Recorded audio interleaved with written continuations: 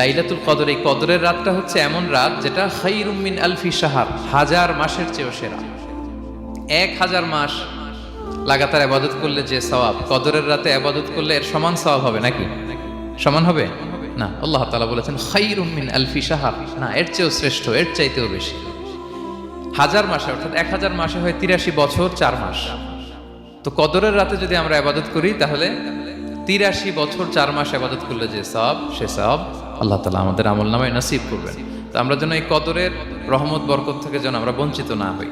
তো রাসূল সাল্লাল্লাহু আলাইহি ওয়াসাল্লামকে সান্ত্বনা দেওয়ার জন্য, যে হে নবী আপনি চিন্তিত হবেন না, বনি ইসরাইলের অনেক লোক 1000 বছর হায়াত পেয়েছে, শত শত বছর ইবাদত করেছে, জিহাদ করেছে, তারা হায়াত পেয়েছে বেশি কিন্তু তারা কদর পায়নি। আর আপনার উম্মতকে আমি হায়াত দিয়েছি কম কিন্তু তাদেরকে কদর দিয়েছি। সুবহানাল্লাহ বিহামদি, লাইলাতুল কদর দিয়েছি, যে কদরের রাত 1000 মাসের চেয়েও সেরা। তো এই কদরের রাতকে আবার লাইলাতুল মুবারাকাও বলা হয়েছে। ইন্না আনসালনাহু ফি লাইলাতিন মুবারাকা, এটা বরকতময় রাত। ফিহা ইউফরাকু কুল্লু আমরিন হাকিম, সব বিজ্ঞচিত প্রাজ্ঞচিত বিষয়ের ফয়সালা হয়। এটা বেসিক্যালি একটা বাজেট রাত বলা যায়। এ রাতে আগামী 1 বছরে আমাদের কি ঘটবে না ঘটবে আল্লাহ তাআলা এটার বাজেট করেন, এটাকে রিভাইজ করেন। সো এই রাতটা অনেক গুরুত্বপূর্ণ।